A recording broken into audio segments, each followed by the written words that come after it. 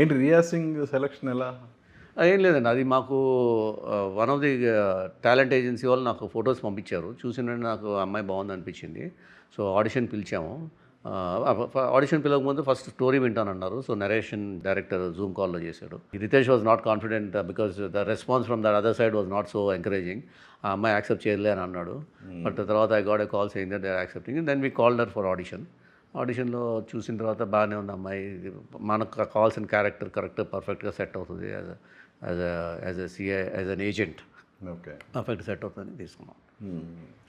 రితేష్ మీద మీకు ఎందుకు అంత కాన్ఫిడెన్స్ యాక్చువల్గా? అంటే మత్తు వదలరాతో మీ అసోసియేషన్ స్టార్ట్ అయింది కదా, సో దాని తర్వాత సీక్వెల్ చేశారు. బట్ ఆ తర్వాత వచ్చిన సినిమా డిసప్పాయింట్ చేసినా కూడా మళ్ళీ ఈ ప్రాజెక్ట్ కంప్లీట్ చేశారు. నెక్స్ట్ మళ్ళీ ఇంకో ప్రాజెక్ట్ చేయబోతున్నారు. ఏంటి అంటే కాన్ఫిడెన్స్ ఏంటంటే it took some time for me to get the confidence in him అండి. ఎందుకంటే యాజ్ ఎ న్యూ కమర్ కొత్త ఫిల్మ్ మేకర్ కింద వచ్చినప్పుడు ఫుల్ కాన్ఫిడెన్స్తో మనం ఎప్పుడు ముందుకెళ్ళడం అనేది అంత ఈజీ కాదు కదండి.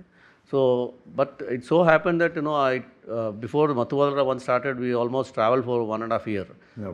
తను వచ్చి ప్రతిసారి వచ్చినప్పుడల్లా కొన్ని కొన్ని కొత్త కొత్త పాయింట్స్ చెప్పడం, వేరే సినిమాల్లో వేరే కథల్లో కూడా కొన్ని అంటే తను అనుకుంటున్న కథలు చెప్పడం. సో అపార్ట్ ఫ్రమ్ మత్తు వదలరా story use to tell me few more other stories which he had in mind. So అవన్నీ వినిన తర్వాత నాకు కొంచెం టాలెంటెడ్ పర్సన్, కొద్దిగా ప్యాషనేట్గా ఉన్నాడు ఈ మనిషి, చేయగలుగుతాడు. అప్పటికి ఆల్రెడీ షార్ట్ ఫిల్మ్స్ చేశాడు, అవి కూడా చూపించాడు నాకు. So they were all very well taken those movies. So ఉంది కదా కాన్ఫిడెన్స్ ఒకసారి వచ్చిన తర్వాత రిస్క్ అనేది తెలిసే దిగాను. దిగిన తర్వాత మత్తు వదలరా ఎప్పుడైతే హిట్ అయిందో then I thought okay this guy can be trusted and he can be given more opportunities అని అనిపించింది.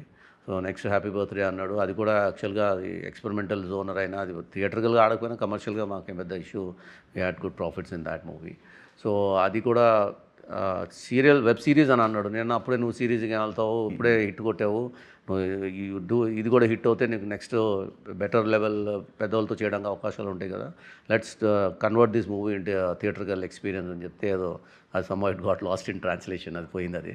సో అది అది అయిన తర్వాత but that movie was very well taken up in the OTT స్పేస్లో. చాలామంది చూసి అది యాక్చువల్గా బాగుంది కదా సినిమా అన్న ఒపీనియన్ కూడా వచ్చింది చాలామందికి. So as a film maker Ritesh did not fail there అని నాకు అనిపించింది. Then came Mathu Vadalara 2, that became a big hit, you know that. So ఇప్పుడు జెట్లీ అగైన్ ఎక్స్పెరిమెంటల్ జోనర్, కొత్త లైన్, కొత్త సబ్జెక్టు, సో ఇంట్రెస్టింగ్ స్టోరీతో పాటు comedy. So I said okay let's do it.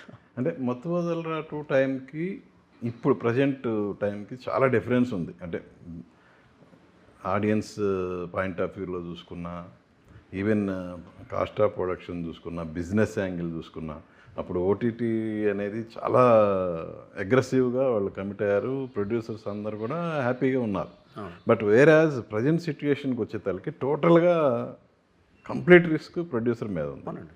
So దానికి తగ్గట్టు ఈ జెట్లీకి మీరు ఏంటి మిమ్మల్ని మీరు ఎలా మార్చుకున్నారు ప్రొడక్షన్ వైజ్గా? అంటే ప్రొడక్షన్ వైజ్గా మార్చుకునేది లేదు. ఫస్ట్ ఆయన బౌండ్ స్క్రిప్ట్ అన్నీ రెడీ చేసుకున్న తర్వాత షెడ్యూల్స్ అన్నీ వేసిన తర్వాత 60 రోజులు షూటింగ్ అన్నారు. సో దాని ప్రకారంగా చేయాల్సిందే అని చెప్పడం జరిగింది. దాని ప్రకారంగా చేశారు. దానికి కావాల్సిన బడ్జెట్ వేసుకున్నాము.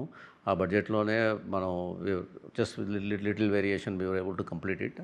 But I knew right from the beginning that it is going to it may be lapped up by the OTT players, it may not be lapped up till the last minute. Luckily నాకు last మినిట్లో close అయిపోయిన deals, నాకు problem లేదు. But at the same time it was a risk. అంటే in the sense like close అవ్వకపోయిందంటే audience theatrical సక్సెస్ని బట్టి depend అయి ఉండేది. అది పెద్ద సక్సెస్ అయితే పెద్దగా వచ్చేది, లేకపోతే వచ్చేది కాదు. సో ఇంకా రితేష్ రానా లాంటి డైరెక్టర్ మీద కూడా రిస్క్ చేయకపోతే ఇంకా ఎందుకు అని అనిపించి చేశాను.